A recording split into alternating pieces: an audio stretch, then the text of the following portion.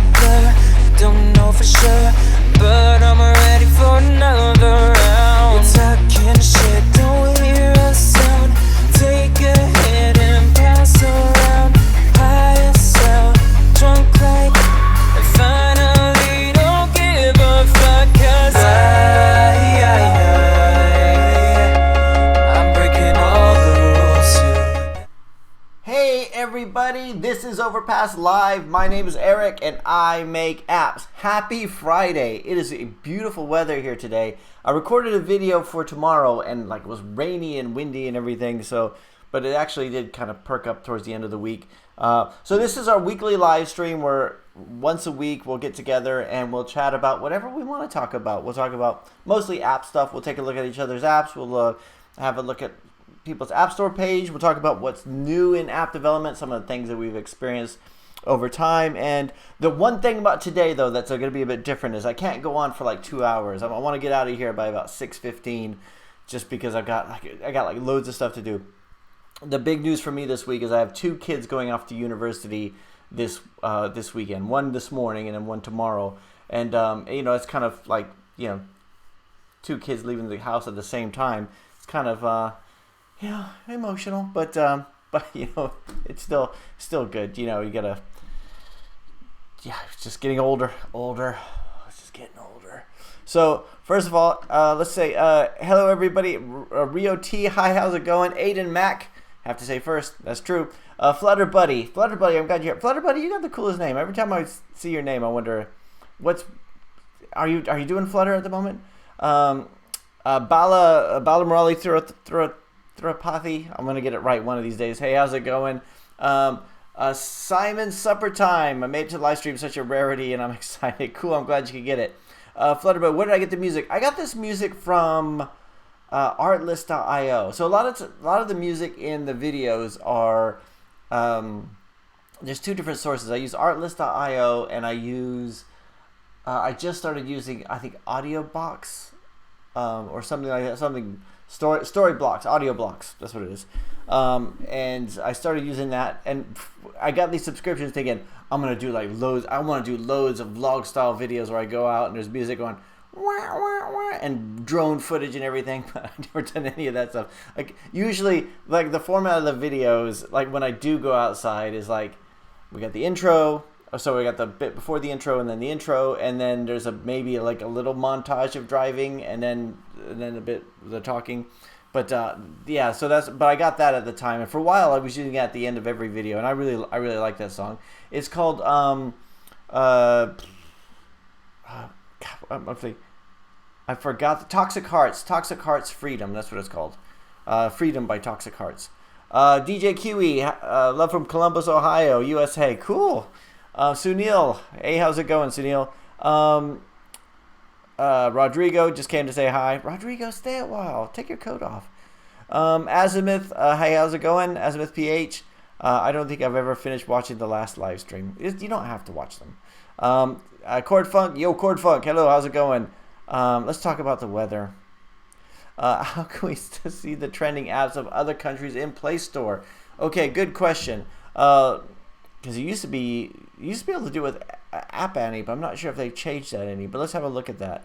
Because I think App Annie used to have it, and I think you used to be able to do it through, if I'm not mistaken, I think you could do it from Sensor Tower's website, not the paid version, but I think you could do it for the free one. But let's have a look if I still have it.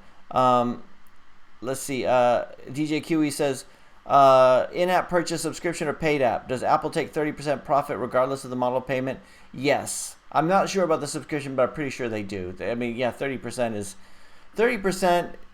I think it's remarkable that both Google and Apple take the 30%. I mean, if that's not price fixing, I don't know what is. They both, obviously one looked at the other and said, hey, if they're doing that, let's do that too. Which is, and Microsoft, I don't know if Microsoft did that, but one of the things that struck me when I did try to set up a Microsoft Store account, and I think you had to pay an annual fee like Apple did, and I thought, screw that, I'm not going to do it. If I'm not mistaken. I mean, it was a couple years ago. Has anybody thought about doing a Windows app recently? Because it was a few years ago where it was kind of like thinking maybe I should do it, but I'm not quite sure because it's only like a small percentage of the market. Let's see. Flutter Buddy, yep. Okay. Oh yeah, I'll check out your channel there, Flutter Buddy. Cool. Gianluca Susanna, the coolest name. How's it going? Just like the video. Yeah, smash that like button. Thanks, DJ Kiwi. Hamza Hasan, hello everyone. Let's see. Robert Longoria, is Google still refusing access to SMS developers and their apps? I didn't realize, Robert. I didn't realize that SMS. You talking about short messages? Is that what we're talking about for SMS? Can you guys still hear me, by the way? I'm just getting a spinning thing on my computer. I didn't realize they had stopped any of that. I'm gonna keep talking as if you guys can still hear me, although I'm kind of getting the I'm getting a spinning thing on the video, which makes it look like you can't. But I'm just gonna keep talking. So what I want to do is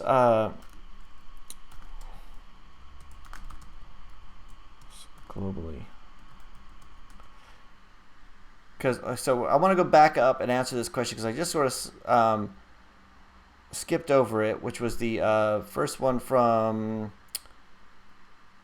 Siasu. Siasu says, how do we find the top app stores globally? So let's. I'm gonna share my screen here real quick.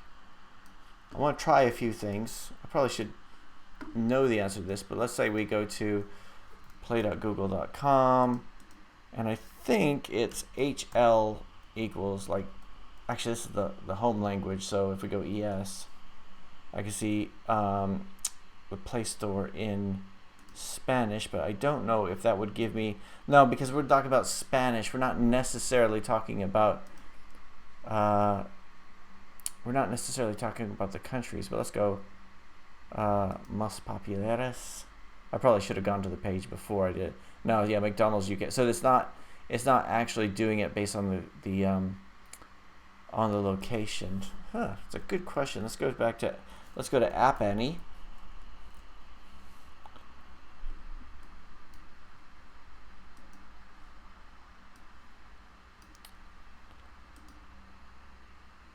Oh, see, App Annie recently did this thing where that's auto-populating. So you have to put the little space in there just to make sure that it knows that it's updated. I hate it when websites do that. So you got like tools, man.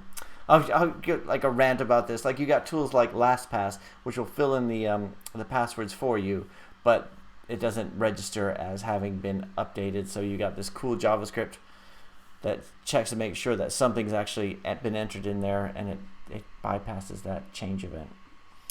So okay, let's go to compare legacy food genre, because top charts. There we go. Oh, good. This is part of the free version. So we go to top charts. So Siasu, wait. Can you guys hear me?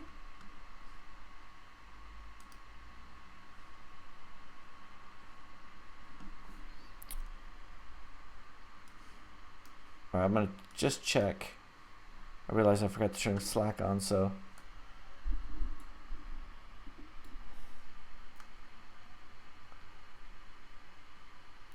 All right, so if you guys can hear me, put in the comments chicken butt.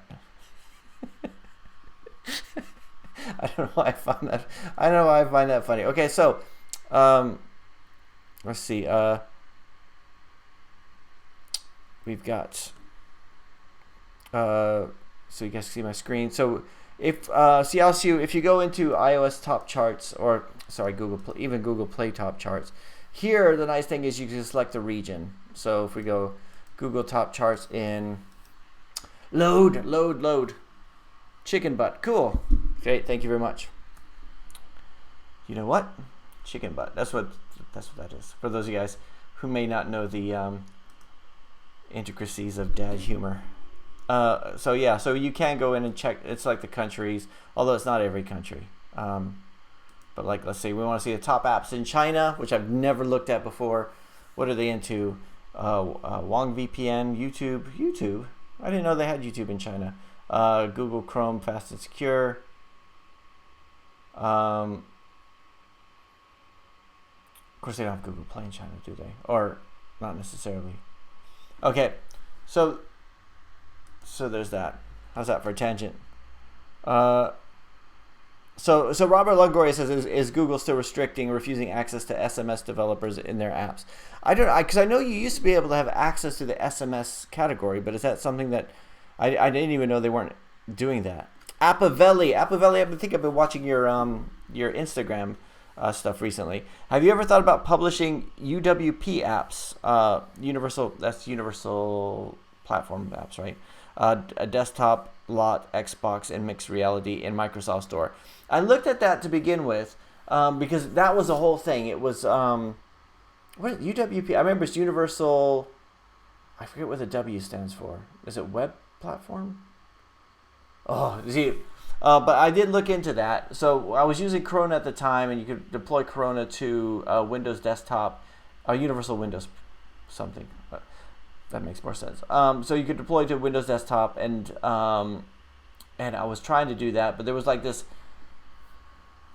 And this was like 3 years ago, so it was like you had to go through like lots of things to put it into a wrapper and everything, and in the end, I never did it. But I haven't actually thought about doing anything like that yet, because this is one of the things I've noticed. There was a comment on the video this week that said, "I don't know why you're bothering put things on Google Play anyway, because everybody I know uses an iPhone."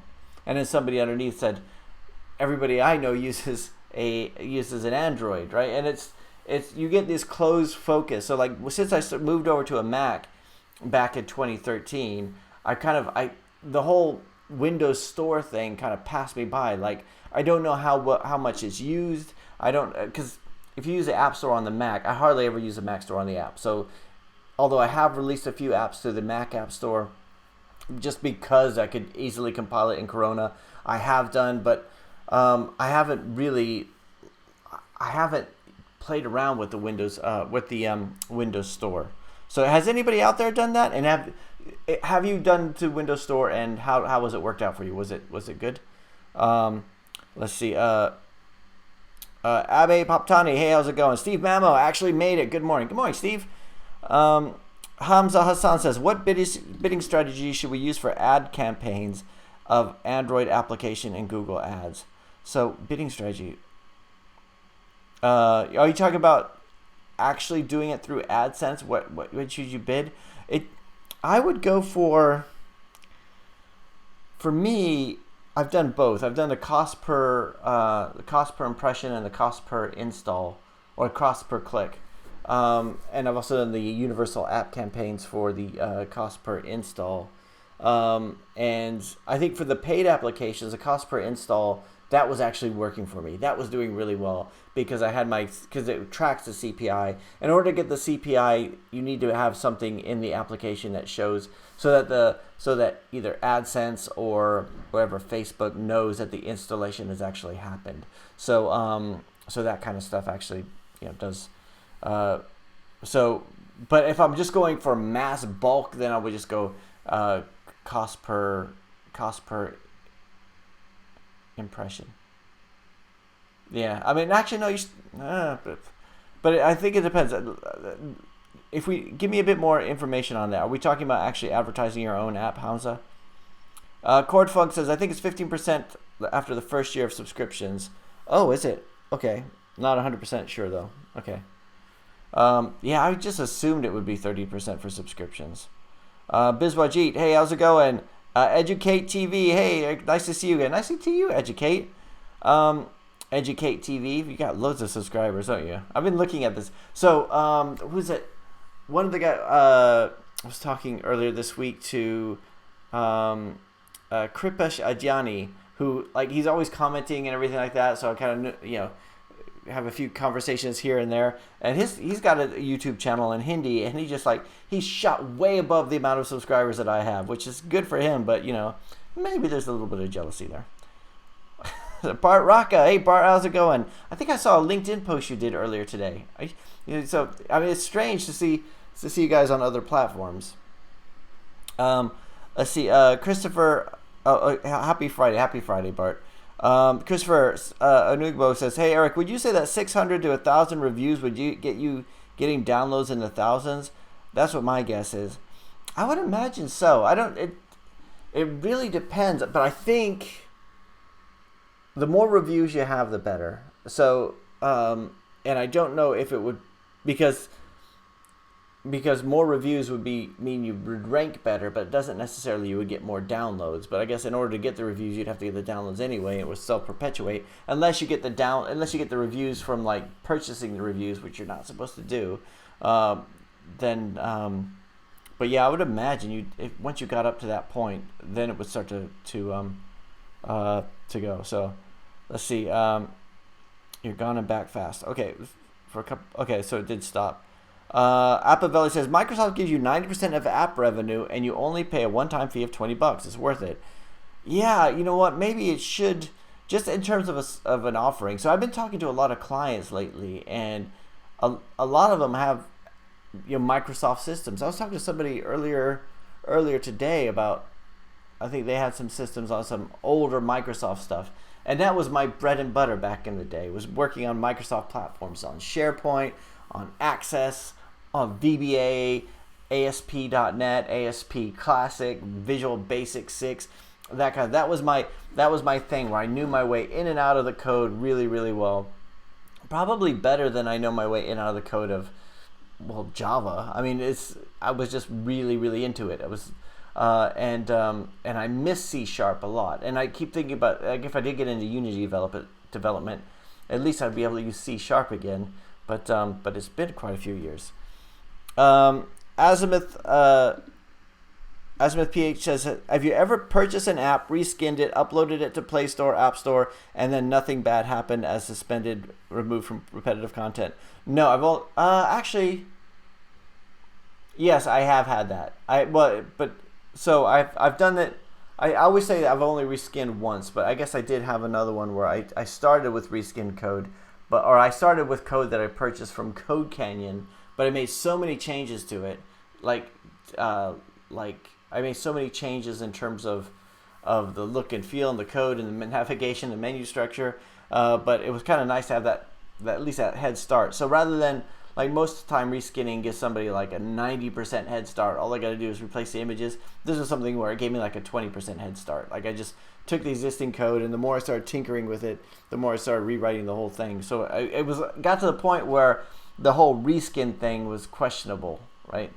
And it's funny because when you buy reskin code, or you buy code from Code Canyon, it says can use it for one project only and all this kind of stuff, and you're thinking, at what point does it stop being their code when you've changed so much of it? But no, I always talk about the one example that I have where I was it was removed immediately. I was going to show it to you, but I can't show it to you because, actually, let me see. It was called Spike Copter Infiltrator. Let me see if I can find anything online about it. So I think we still have our app page up. I'm gonna share my screen. I don't know if we still have any screenshots of it here.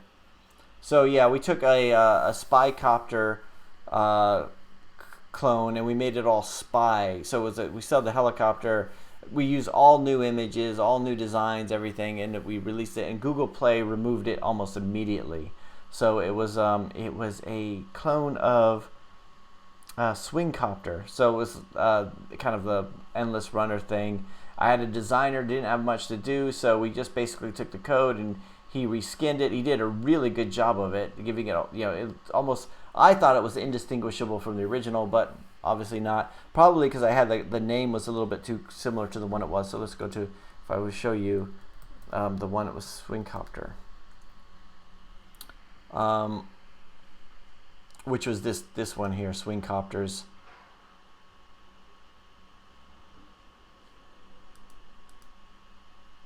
So kind of the swinging stuff and taking that, so yeah, going like that. But rather we replace that with laser beams and all this kind of stuff, and no, it was gone like within 12 hours. And I think it's probably the result of the owner of the application removing it immediately, thinking that. So that's one of my suspensions that I've had over the past. And then that's the reason why I really don't like reskinning. And it's, for that reason. So Educate TV says, hey Eric, have you used Kotlin in any of your Android apps? Nope, I haven't. Just rewrote one of my apps with Kotlin. The app is now 30% fewer lines of code. I thought about it. So this week, so I spent several hours. I did the video earlier this week saying about how, well, my ear agent is not coming back, or I'm gonna appeal it again. But so I started looking at ear assist. So I got the ear assist code out. I thought, oh, you know what? All I have to do is just recompile it and then do it, and I'll just publish it again. That way, I already have the reviews. I already have I have some downloads for it. Although they're a few years old, but at least there's some sort of. I'm not starting from scratch.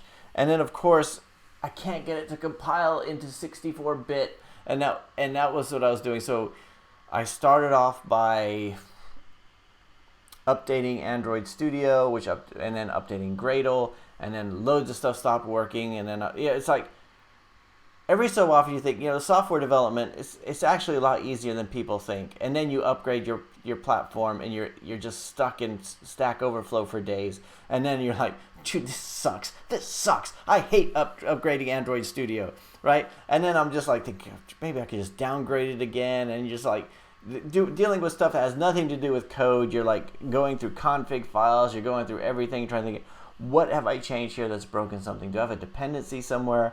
And then it was like 3 hours. In the end, I just kind of gave up on it. But when you talk about rewriting it into Kotlin, that's kind of stuff where maybe that would be a good idea. However, then somebody made a really good point. If you re-release this application under a different name and you get suspended, and that's 3 suspensions in a 6-month time, then your account gets suspended. Then it's all these knock-on effects. So I'm afraid. This is what Google does, keep you afraid, right? And it's amazing how many people I've been speaking with lately who they're getting these suspensions, and they're just not getting the information they need as to how to fix it. And it just seems to be happening a lot quicker. Flutter Buddy says, do you have any physical devices of Android, iOS, latest hardware, software when testing your apps? Not the latest hardware. So like my testing, so I have my, let's see, I have to go around gathering. I have an iPhone sitting over here. Usually my devices are a bit older, so I'm not so worried about latest devices. So I've got my iPhone 8, iPhone 5. I've got my Samsung around here somewhere. Where did I do it? I've got my Nexus 6P. I've got a Nexus 5. I've got some old. I've got an old iPad.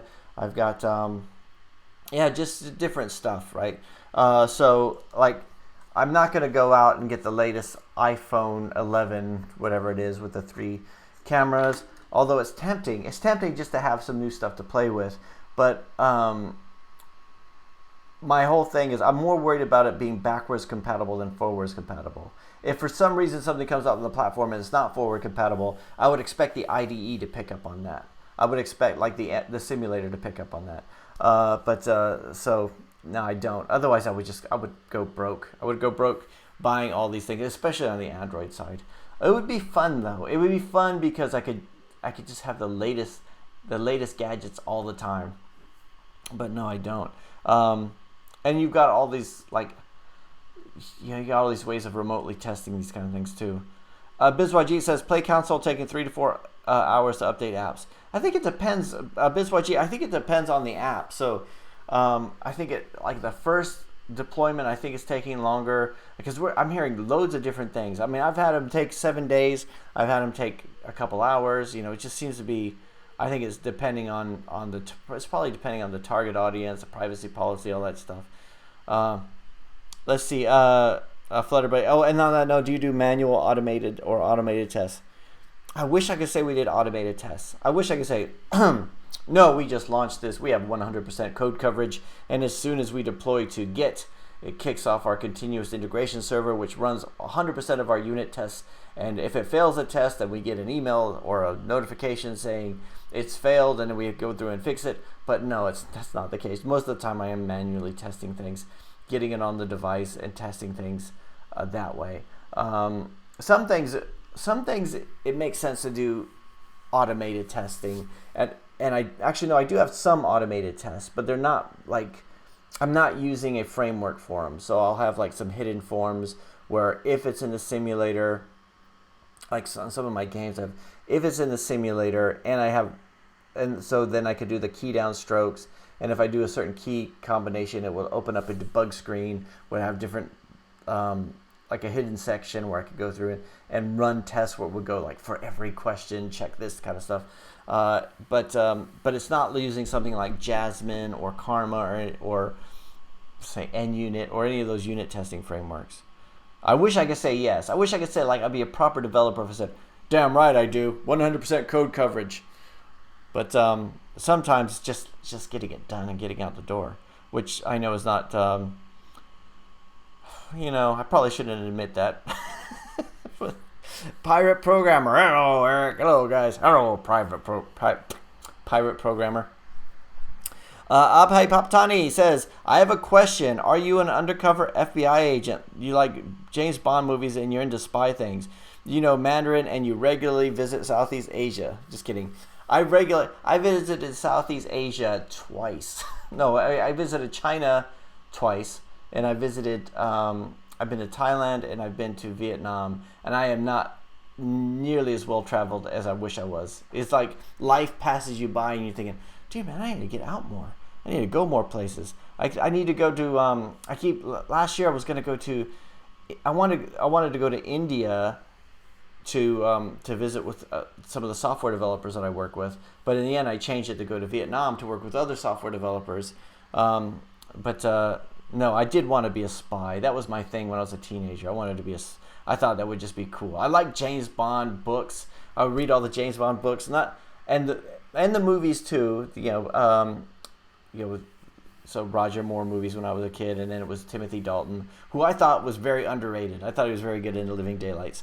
And then so I really like the. I think it's, you know what I think it is. I think just being kind of a loner and an introvert. You kind of like James Bond because he's kind of like a loner. Like James Bond doesn't hang out with the boys and have drinks or whatever. He just takes care of things. Right? He always knows everything that's going on. He's just really smooth. Let's see. So and then we got all the chicken butts. Thank you very much, guys. Glenn Ferris says, "Hi Eric, do you think Apple Arcade will hurt the small indie game developers?" Maybe. I'm not sure. Do you know what? I've been watching a lot. Sometimes people ask if, have you ever thought about doing a podcast? And I've thought about doing a podcast for years and just never did. But now it seems like everybody's getting into podcasts, where it seems like people getting the podcasts are hurting the people who are already really good at it. So, Conan O'Brien, like all these big celebrities are doing their podcasts, and I'm thinking that's going to be bad for these indie podcasters who started on that. The same way that Will Smith going onto YouTube is, where you have all these people making a name for themselves on this new platform, and then all you need is somebody like with more presence to say, oh, there's money to be made over there, and they jump over there. And I think with the gaming markets, all these big console game companies jumping into mobile and making that more of a thing, I could possibly hurt indie game developers. But I don't know. I think it's just going to have to be, can you stand out from the rest? I mean, it's and supporting older devices, I think, is something that, like I said, the reason I have older devices is the same reason why, as a web developer, I'd always have like an old computer to test on, because my ultra high spec dev machine is not a good test environment because it's too good, right? Then if I have a better machine than my users have. The same thing is true where as an indie app developer, you should be trying to support as many devices as you can, where some of these bigger guys might be needing the extra processing power and stuff like that too. But I guess I don't know the answer to that one. But I mean, it'd be interesting to see. Leonardo Leo says, do you think paid for download is a good strategy for earning money with my app? How much can I earn using the strategy? What do you mean? What do you mean paid for downloads? Are you talking about just like a straight out paid app? Or are you talking about, what do you mean paid for download? Or you are running offline? Is that what you mean? Let's see. DJ Kiwi says, Eric, can I include a twice a month pop-up in-app video while users should consider subscribing to support future features and unlock current features? Can I include twice a month pop-up in-app video while users should consider subscribing to support? I think you should. I think there is an AdMob, or at least there was an AdMob house ad that you could use for people to selectively say, like, to get them to do in-app purchases. So I think it's, God, what was it? I think we all got an email about this where you could do something where you serve ads, your house ads, to try to get people to do in-app purchases if they're the kind of people who make in-app purchases. Otherwise, you just keep serving them ads.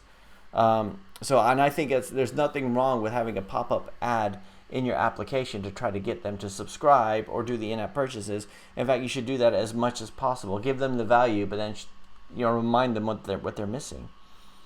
Rodrigo says, yeah, I hate that when they have JavaScript to detect when you type something. Oh yeah, we're behind a bit. Julio Cruz says, Eric, what software do you use for creating demo videos of the app stores? Thanks. So I use Camtasia. So like when I did my demo videos for the app stores, I just used Camtasia. I used Camtasia and did a screen recording using the emulator because I found that much easier than filming. Well, my first ones I was trying to film the screen. And if you ever try to film a mobile device, I've seen people do it, and I don't know how they do it because all I could get was glare. No matter where I went, no matter what the lighting was like, all I got was the glare, and I wanted to have the finger there. So I use an application called Phone Finger. I don't know if I still have it. But I did a demo of this where I would just show the emulator, use Camtasia, and then use a phone finger, which is just like a cursor that looks like a phone, and just tapping on the things, and then I would splice it together. So let me see if I can show you an example of this. I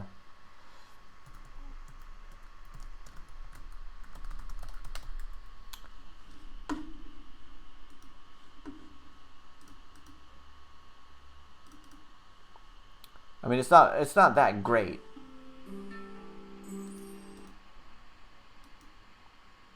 Oh, come on. Oh, what did I do?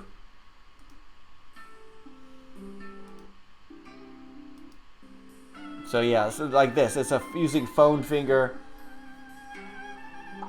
and using Camtasia. So I basically set my background desktop to be that, and then I would just do a little bit of video editing to put some transitions in there. So it's pretty dated, but that's kind of what I did. And then we have other ones. So like if I do, let's see, Ear Agent, Super Hearing. Where is it? It's funny because now I'm getting to the point where even my own apps aren't showing up here.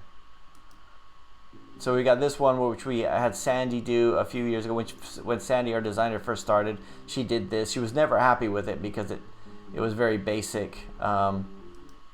And then we've got, you know what? Let's go with. So when you have a designer just doing algebra study cards.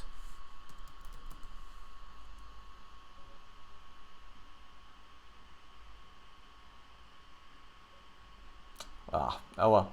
So I mean, but when I did it on my own, I just used Camtasia. Let's see, and yeah, everyone stash that like button. Let's see. Lycos, sorry, El Cyro 187. How's it going? Appavelli says, Windows 10 runs on over 800 million devices. Tough to ignore that market. I publish Windows apps, and some of the apps are doing well. This is what I'm saying. I'm saying I'm in the bubble. I'm in the Mac bubble, and it's not a good place to be. The same way when somebody comes to me and says, I think we should just release the Android because I don't know anybody who has an iPhone, right? And you're thinking, dude, loads of people have iPhones, or vice versa, right? So when you get into that bubble, that's the only thing you see, and I think it's definitely something to look into. Radu Birsan, hey, how's it going? Hi, did you ever use Adobe Air for developing cross-platform apps? No, I didn't. I've never used it. I mean, I remember looking into it, and I was looking into it for, why was I looking? I think I was doing, I mean, this was back in like 2012. I'm thinking 2012. I think it was like, it was one of the first things I looked at, trying to do a Twitter client using Adobe Air. And I never did anything with it.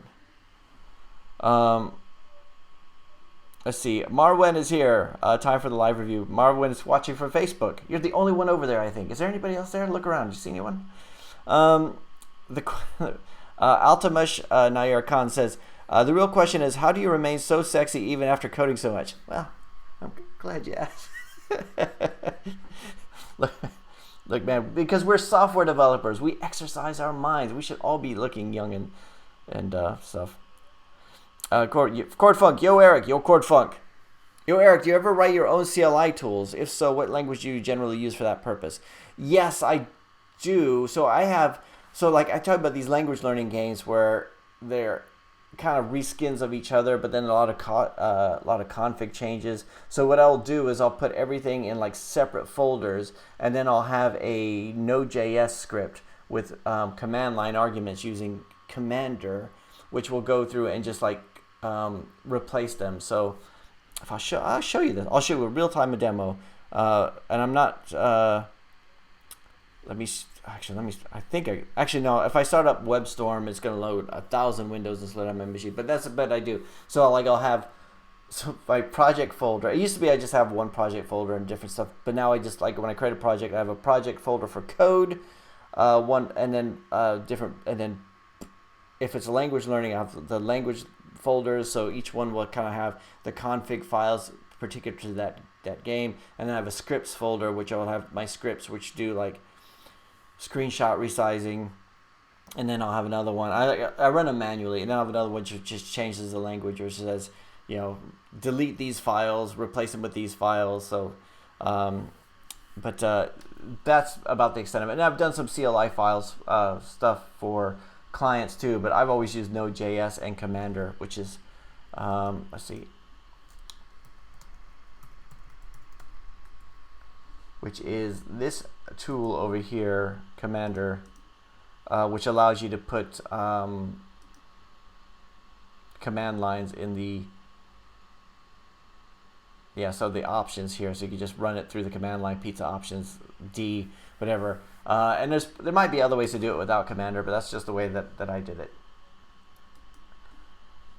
But I skipped. Raidu says, do you think that blockchain? What do you think of? Did you think of blockchain apps development? I have. So everything I hear about blockchain, and I did think, because it, like 2 years ago, it was just so, like, everyone was talking about blockchain, and they're saying you should, and everyone was telling me I should get into blockchain for development, and I'm thinking, but it's for currency, right? No, it's not just, it's decentralized, and you do lots of stuff with blockchain. There's like a YouTube blockchain. There's like a bunch of stuff, but apparently it's a lot slower just because of the decentralized nature of it. So after that, I just sort of left it aside. There was too much to do with like your standard old school. I've got a server, I've got a database, I've got all this kind of stuff. So I haven't done anything with that. And if I saw a market need, like if I could think of something really cool to do with it, I would. It's the same with AI. Like if I could just think of, like, it's like kind of like in the beginning days of mobile development. You think, if I could just think of a really good idea, like if I could just think of something really cool, I'm gonna build it, right? And that's what I'm thinking. If I could just think of something really cool with AI that nobody else has thought of, and then I probably need to learn more about that. And the same with blockchain. I'm thinking blockchain would be cool, but I'm thinking it would also be, would it be really difficult? And this is, again, this shows my how well I understand blockchain, or how well I don't understand it.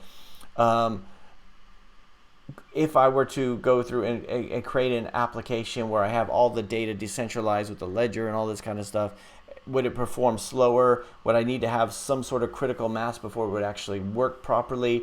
And then, and is all that effort going to be useful, because all it does is save me whatever $30 a month on database and server fees?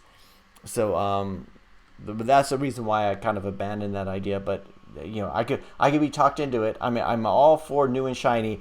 I mean, hell, I've got a Amazon Echo, and I've got a Google Home speaker in my office because I was going to do all this development with it, and I haven't done, well, I've done some, but hardly any. Like, it's a shiny object syndrome. Flutter Buddy says, are you, or have you ever advertising your YouTube videos anywhere, or are you just letting YouTube algorithm do its thing? I tried to for a bit. I did a little bit, but more like, it was really low key. It was, no, I think the YouTube channel is just kind of mostly just grown on its own. But it would be nice. It would be nice to get like 100,000 subscribers, so then I could tell people I have 100,000 subscribers. But I think it's because we talk about app development. It's kind of, but, and also you know what, Flutter Buddy, I need to up my game. I was thinking about this earlier today. I was reading this book called 10% Happier. And it's a really good book. It's about meditation, and there's an app. The reason I read it is because there's an app called 10% Happier, and I should do a book review of this one. But it's kind of like the Dan Harris, which I guess he's on Good Morning America or something. He went on this journey through meditation, and but trying to put the mysticism aside, all the trying to separate out the science from the mysticism. And it was very interesting. Towards the end, he talked about how he kind of lost his edge a little bit, and he had to like get it back. He had to up his game. And I was reading that thinking, dude, maybe I've lost my edge on the YouTube channel, right? Because I'm doing it twice a week, and there's, I just need to up my game. And every week I think, this week I'm going to do more than 2 videos, and then I don't. So that's just behind the curtain. I need to up my game. I need to man up. There's a good book by Bedros Keuilian called Man Up too, which I really like. Steve Barrow says, are you considering taking on Google legally for removing the Agent Spy app and replacing it with their Sound app in Android Q? Steve, do you know what when I did this video earlier this week, that's what a lot of people said. You should sue them. You should take them to court. You should do this. And I've just never, like, to me, it sounds like I couldn't win. Like, it's easy to say I'll take you to court, but like, I don't even know where to start on something like that. What do I do? Do I call a lawyer? Do I start to? I mean, I don't even know if I could be angry enough throughout the whole process to say, look at this. And I'm still in doubt. I just think when I did the video, thinking it just seems funny that it's so similar, right? And then I think, God, do I really think that somebody sat down and said, let's steal his app? Probably not. It's probably like lots of apps have been doing a similar thing, and even though I was the first, it probably started this whole genre of copycats and other people saying that's a good idea, I'll do it, and now they're doing it. And do I want to go like, I'm this, it scares the idea of actually going to court and getting a lawyer and paying for that kind of fees rather than just make something new. That kind of bothers me. I mean, it scares me, I guess is what I should say, right? I think if they make it part of their platform, then if they just made it part of their platform and didn't remove my other app, I would have been like, oh, gee, that sucks. Oh, well, what am I going to do? But when I looked at it, I just thought, God, that's like the same app. How could they, I'm getting me all mad now, how could they release an app that's exactly the same and then remove mine saying, oh, malicious behavior? It just something stinks about the whole thing. And so and it bothered me for like a week, and I thought, should I do a video about this? Should I even bother complaining about it? Should I even bother mentioning it? And I thought, yeah, you know what? I'm going to do a video on this. At least then, I can say my piece. Like, you know what? I just want to point out that, they took my app down. They keep denying my appeals, and look at this. They released something that's exactly the same. Doesn't that suck? Which is different than saying, I'm going to take them to court. Like, I'm going to, go through the whole process. I'm going to give myself an ulcer. I'm going to do whatever, but maybe I'm just a wuss when it comes to that stuff. I mean, let me know if you guys, I don't know if I'm really, it's hard to explain what I mean. It's just like, it's easy to say, if they did that to me, I would get a lawyer and I would take them to court. But like, I don't want to go. I don't know what to do. I don't want to do it. I don't want to, get a lawyer come in and go, deal with some guy who I don't like, who's going to represent me to, no, you got a case here or whatever. All I know from going to court is what I've seen on television, and they're Google. It would be nice if they just gave me a bunch of money and said, shut up. So maybe the video will help in that case. But I probably, even after I did the video, I did it in such a calm manner. Like, I should have done it right when I found out, when I was like in that place, when I was just like, can you believe what they did? But then I let like a week go by, and I thought, you know what? I'm just going to go calm and collected, and maybe I should have gone into all mad. Let's see. What was I? But yeah, Steve. Let me know if you think I'm a wuss. Yeah.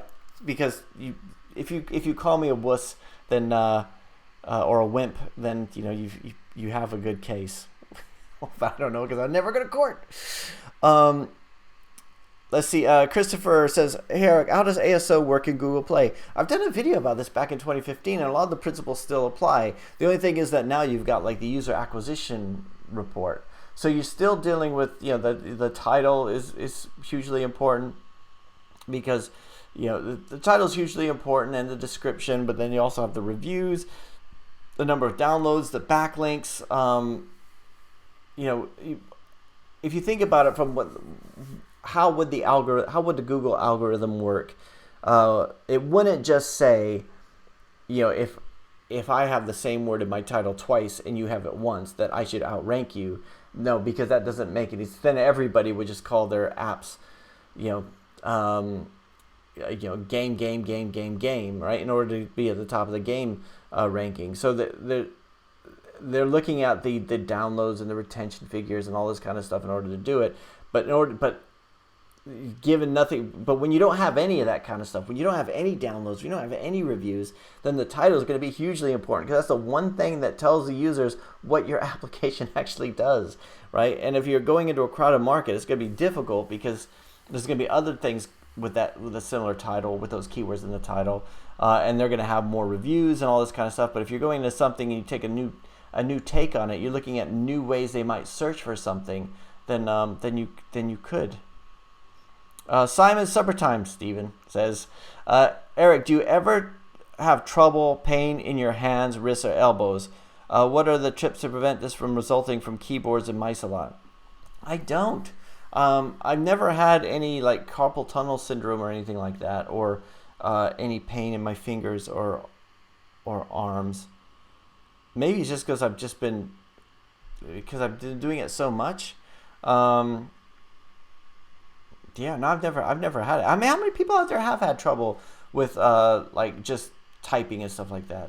I mean, I usually, like, I'm standing up now, and I find that when I stand up, I get a lot more done. I don't get lazy as often when I'm standing up, but when I'm coding, I'm down, I'm sloped back. My hands are resting on the laptop, and only my fingers are moving, right? I'm not henpecking, I'm touch typing. So I learned to touch type. I learned to touch type using manual typewriters in 7th grade in San Diego at Montgomery Junior High School, and they had to make us. This is, it makes me sound so old. I mean, manual typewriters, they were too old even when I was in school, right? Because because I went to a different school and they had electric typewriters, and those were fancy. But like, they made us, like, they said, when you're not doing anything, like when you're standing in line for lunch or whatever, do this with your book and strengthen up your fingers for the typing. So I wanted to learn to type because I wanted to be a writer, and it was like, learning on the manual typewriter. So I've always just been a touch typist. So and I don't know if that makes a difference or not. Christopher says, also someone approached me wanting to work on my app for free. If I say yes, what are the source code theft measures I can take? Not that I think they would steal my code. It's difficult. I get asked this a lot. How would you prevent stealing your code? I get clients ask me that. How do I make sure somebody doesn't steal my code? And you got all the legal things like the NDAs and stuff like that. Not that I would take anybody to court, as we've established, but we got all the legal things. But then also, if you wanted to, you shouldn't give anybody access to your live database, right? You could mock up like interfaces and stuff too. I've done that where I've had, I can't show you the device because they're client devices, but I'll have like a Bluetooth device that a client gives me, and there's and the app, it will communicate with the device. It will send a request, it will get back a response, and it will do it like very fast. So rather than give this device to my developers, I'll just write a wrapper around that, so that way they could do the interface but they don't deal with the data acquisition. So they don't do the request and response. So it's almost like you're creating a dummy API, which if your app is structured that way, where you have an API with all your logic in it and you have your app, you could have them work on the app itself, and really all you're talking about is moving buttons around, all the kind of stuff. There might not be anything really worth stealing in it, rather than a bit of data access methods and stuff. So yeah, I don't know if that answers that, Christopher, but let me know. Smash Highlight says, hi Eric, I was interested. Did you develop iOS version of EarSpy from scratch in Xcode or with a cross-platform framework? We did it from scratch. It wasn't me. It was the developers overseas. I think we use a library that is not updated. Like they use a GitHub library that is not updated, and that's one of the problems I have with it going from time to time. But no, we did that one from scratch. It took a lot longer. These developers. Oh, don't get me started about these developers. That took them a lot longer than it should have. But that was like my first. I guess the iOS version was my second app. Shivam says, which ASO tools do you use? I don't use, at the moment, I just use App Annie, which I use the ASO section of App Annie if I'm ever looking for anything. I have used Sensor Tower, I've used Mobile Action. I have a free, I have a free subscription, 1 year subscription to the tool, and I've had it for a year so I can evaluate it and hopefully do a video about it, and I haven't even used that. So like I've been in, I've looked at it, and it's like, I think my biggest problem with these tools is there's no good documentation on how to use them. Right? There's just, or like there'll be documentation, but it's out of date. There'll be somebody, and it's just, I'm not a big fan of a lot of the ASO tools out there, but there's more coming all the time. Leonardo Leo says, do you think paid for download a good strategy for my app? How much can I earn using this strategy? Did I go through this one already? I think I did answer this one already. Making English Friends says, happy mid-autumn all. Happy mid-autumn. Oh yeah, everybody's back to school now. Well, I got one more going back to school in the morning, or going to university tomorrow. Oh my God. The Pirate Program says, FYI. I'm now in the top 6 keywords I am optimizing for. Cool. Thanks for the lessons, Eric. But the traffic is only 3.5 based on Sensor Tower. But I am aiming for the top 3 or the top 1 to get more downloads. Cool. That's great. That's great. I mean, you got to get in somewhere. I mean, you'd rather, if you could get, like, if you have a keyword that's too saturated and you find one that's not so saturated and it has a bit of traffic, I mean, even though it takes longer, you start to get a little bit of downloads in there, and then you might do better for the ones that are not so, that are crowded. So, let's see, Bala Murali Thirupathy, I like to say your entire name, says, AdSense alternative for promoting our app. Facebook is a good alternative. I've used those are the only ones I've used. I've used AdSense, Universal App Campaigns, House Ads, and Facebook. I've never used any other ad networks. App that is paid. Yeah, Leonardo, I think using a paid application, it's difficult. I mean, the first time I released an app, it was free, and then I had a free version and a paid version, and then I did the in-app purchase route, and then I thought, then my next one, I'm just going to do a paid app, right? And that's what I did. I did a paid app, and nobody downloaded it. It just like was completely lost. Now, if you have a paid app, Leonardo, and you, like, I have talked to people who have had paid apps and no free version, and they're using like Facebook ads, and they're able to have a cost per install which is far lower than their purchase price, and they're really making it work because they're using interruption marketing rather than search marketing. So if you're doing something that's completely new and people are searching for it, then that's hallelujah, that's what it is. But sometimes you might be doing something that's already in a crowded market and people are searching for it, and if they're searching for it and you can't rank for it, then the next best solution is to go out onto Facebook and use interruption marketing and show, or Instagram or whatever it is, and show it to people who are likely to buy it and haven't even thought about searching for it, because then yours is going to be the first one that they see. So that could work. Julio Cruz says, I'll try Camtasia out. I did smash that like button, bro. Thanks, bro. As I told you guys, this week we were going to start our alpha male channel, but we're going to start it next week. We're going to transition to alpha male. I'm going to do a lot of the videos shirtless. You guys, boy, that will lose me some subscribers fast. Let's see. Azimuth PH, thanks for asking my question. No problem. Commander JS is great. I use the same. Yeah, it's pretty good. Joga Software says, do you think creating a YouTube presence for yourself has had a big impact on your app success? I don't know. People have asked me that. It's because I think it was the app started doing better, and then I really wanted to do YouTube, so then I started doing YouTube. And in the beginning, I used to have, like, if you see the old videos, at the end I say, download one of our apps. That's what I would say at the end. And I don't know if anybody ever did. And I think some people do just because they're curious, like, okay, this guy talks a lot, like, what do his apps look like? And they'll go do it. And I know that some people have downloaded apps from the channel because they'll put it in the comments, app is okay, I watch this guy's YouTube channel, and all this stuff. It's kind of nice to see that. So I think Joga Software is, I think that if you're an app developer or you create anything, the more places you could be found, the better, right? If you get found through search, then that's great. If you get found through a YouTube video that you do where you're talking about something unrelated, but they happen to get back into, they're coming into your sphere of influence, then that's good too. If they find you because you put a flyer on a telephone pole, saying download my app, which I don't, better language than that, then that's too, right?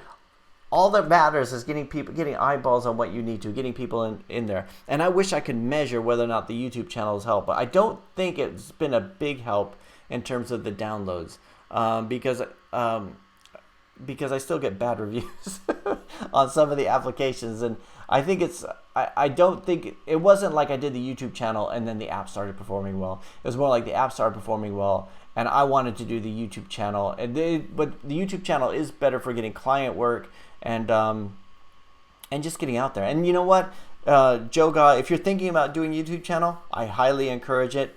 I'll subscribe. Let me know. Let us know next week, because it's there's something to be said about just putting your ideas out there, whether you're blogging or doing videos, that you kind of know where you stand on things you never even thought about before. I find it beneficial, but I don't know if the apps did better because of that. Glenn Ferris says, cheers, Eric. Whenever there is an Apple keynote, I always feel unprepared as a developer. I do too. I always, first of all, I never know when WWDC is. It's like Memorial Day, right? It's like, what, was that now already? Like, I know it's sometime, was it spring? I don't even know what it is. Like, it seems like I always learn about it, right the day before. So and I always do it. You're watching it, try to see, can I use this? Can I use this? Can I use this? And because I use frameworks a lot, I'm thinking, can I actually? When could we use this? And the big ones I always remember is Apple Pencil. Well, because there was a watch thing this week. I guess the Apple Series 5 watch. I guess they announced the new iPhones too, didn't they? And iPad OS is coming out in a few weeks' time, which I'm eager to try. I think iPad OS or iOS 13 is coming out at the end of this month. So there's all these kind of things. I do feel unprepared every time those things come out. Simon Superstem says, haven't you got 500 subscribers in the past couple of weeks? I generally, Stephen, I get about 700 subscribers a month. For a while, I was getting 1,000 subscribers a month, and then I think it was when I trailed off and started doing twice a week, then it's kind of slowed down a bit. And so one of the things I'm thinking about, I want to start doing more videos, but when I do more, some people say, now you're doing too much, or you keep talking about the same things again and again. But it's there was something about doing the videos every day that I felt like no matter whatever doesn't go right, everyone knows that I'm a hard worker. I'm putting the time in. I'm doing the reps. And then when I stopped, one of the reasons why I stopped was because the business started to go a bit bad. It was like right at the time of when Brexit was supposed to happen. And now we don't know when it's, might be end of October, might be January. But like a lot of businesses weren't purchasing. And then, so like I had to get rid of my Mustang. I had to, let some people go. And it was really difficult just to go and then do a video where I'm all happy and talk about something interesting where, I got people that I got to let go and all this kind of stuff. So I stopped doing it and then I had a guy working for me who said, I think you're posting too much. I think rather than do 7 days a week, you should go to 2 days a week and then do better quality. And I thought, well, it's just like an easy thing to say, right? So once I did that, I kind of felt lazy. And this is what I think. I lost my mojo. And I found that doing it twice a week was harder than doing it every day because twice a week felt like it's got to be like at least 3 to 5 times better. But we are getting subscribers, which is nice. I got to up my game. I got to do better videos. So that's why we're moving to the Alpha Male channel. So next week we're going to talk about confidence boosting tips, how to boost your testosterone, how to get killer six-pack abs. So anything else at Alpha Channel we'll talk about? Ionel Apatane says, what do you think of Google? So what do you think about George Hotz? He has some interesting live streams. I haven't looked at him, George Hotz. Is it Hotz or Hotz?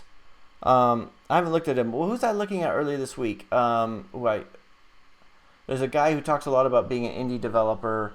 I think it's Jake something. But he's been coming up in my feed a lot lately. Let's see. Steve Mamo says, how important is having a solid app in the Play Store for getting a job building apps? Does it matter at all? I think, Steve, I think having a solid app, and I don't mean in terms of downloads, although that would be really cool. That would be impressive. But just having something that you're like as part of your portfolio that people can see. If you have a few really good downloads, then that would be even better because, in fact, if you're going to have something, say, if you wanted a potential employer to look at your previous work, you want them to go in there and see lots of 5-star reviews and some glowing things about the application and hopefully a lot of downloads. But I think that would definitely be useful. I mean, think about if you were going to hire somebody and they said, "Oh, I could do the work, but I don't have anything to show you," or everything I did was for previous clients, or "Oh yeah, I can make you guys great stuff," and then they won't invest in themselves. And I think this is one of the problems I had with Overpass in the beginning was I wanted to be an offshore software guy. So I was saying, if you hire, had all these partnerships with all these companies, overseas companies, and I said, if you hire us, we could do all these great things for you. But then I wouldn't invest in myself or them to build something for me. And finally, when I started doing that, I thought, okay, I spend my I could tell people that they should build an app because I spent money on building apps, because I put stuff on the App Store, because I've been able to make it work, because I've had it work and I've had it not work, and it's because if you want somebody to build an app with you, you got to have something to demonstrate that you could do it, Steve. So Glenn Ferris says, it's weird Google did with your app. Normally they buy out the small companies and develop the app idea rather than just rip it off. Yeah, Glenn, I don't know if I don't know. I don't know if they ripped it off or not. It just seems really suspicious, and I wish they would buy me out. Just come on, Google, you got loads of money, just buy me out. It was so sleazy. Let's see. Shivam says, Apple Village, happy Programmers Day to all the devs. Is it Programmers Day? Is that what it is today? Is that a thing? I didn't get a card. Nobody sent me a card. Shivam says, do you have any other console account other than Overpass? No, I just have the Overpass one. So this is another reason why I don't want to release the ear agent as a different name and have it get suspended, because I don't want to lose that account. Phil J just made it. Glad you made it here, Phil. I'm gonna have to finish here in about 5 minutes or so. So let me go quick. Mega Man 2016 says, hey Eric, I guess the trick is to make an app that Google can't incorporate into their OS. Yeah, you know what? The nice thing though is I remember reading once, somebody said, if you can make a utility app that improves the value of the phone, then people will buy it. If you make something that's frivolous, which they could take it or leave it, then then they wouldn't. But I think if you say, with our app, you could turn your phone into a tape measure or whatever, and I know iOS has that now. So yeah, I guess anything that's really good and useful, they might take and put into the platform. Pratik, hey, how's it going? What do you do for ASO? We talk about it all the time. Do a lot of keyword optimization. Lately, I haven't been doing too much though. A lot of keyword optimization, checking the icons and screenshots, trying to get the reviews up. Let's see. John Mollahan says, got to mention Cloudflare. Set it all up during the weekend to protect my server from suspicious requests. Best move ever. I have Cloudflare. I have the paid Cloudflare for I've had it for 5 years now. Right, so yeah, I definitely use it. Greet says, hey Eric, just wanted to say I wanted to work on an iOS side project as a portfolio piece. Should I use Swift UI or stick to UI Kit? I think you should use whichever one you could do the best work with. If it's a portfolio piece, you should do the one you could do the best work with, because it's because you're demonstrating your skills as a developer. Whoever downloads it and looks at it as a portfolio piece would not know what the underlying software is. And even then, if somebody says, if somebody made that distinction to you, like they were hiring you and said, I want you to use Swift UI or use UI Kit, you're either going to be working with other developers, or you have somebody who has way too much creative control over what they want you to do. John Mollahan says, I think I can speak for most of your users. There's no such thing as too many Overpass videos and posting. Thanks. I really want to go back to 5 days a week. It's part of it. I started doing a lot more Instagram stories this week, but it just seems like doing Instagram stories, I feel like I'm too old. I'm too old to be doing Instagram stories. George Haas is a cool guy. He's developing self-driven cars at the moment. Oh wow, that is cool. That's way cooler than Comma AI, more famous hacking for his iPhone streams. Sometimes doing online, doing some live coding. It's fun to watch. Guy, yeah, okay, I'll check that out. John says, one last thing. You should re-release Ear Agent app. A good name came to me. Sound amplifier, good for ASO. Yeah, I should. I should just be their copycat. you know, this is the thing that bothers me. I don't want to release my app on the Google Play and then competing with my own copycats. Let's see. Steve Mambo says, what lump sum would you have accepted for Ear Agent? At the moment, now that they've taken it away, any lump sum. Yeah. It's what I'm saying, because they had the power just to say, nope. Like if they, so I think at the moment, in terms of negotiations, they're in a pretty good position because they just removed it. Let's see. Pedro Enrique says, have you sold apps to other companies? How much would you sell your Ear Agent app? I think people asked me before. I've had companies contact me and say, we want to purchase this app from you. And I said, well, can you make an offer? And I said, well, I guess it would be, it was making me around £40,000 a year, or like whatever, $60,000 a year. So I would think if I did like 3 years, maybe that would be, what, 500,000 or something. But then I think if it goes on, and who knows how long it's gonna last. So what's it worth? All right. And then so I bring this up. I said, well, I don't know. I would go low. This is like, I don't know why I go low. I go 200,000. They go, ooh, we were thinking like $300. Like, no, not for this one. And it was just so it would be something.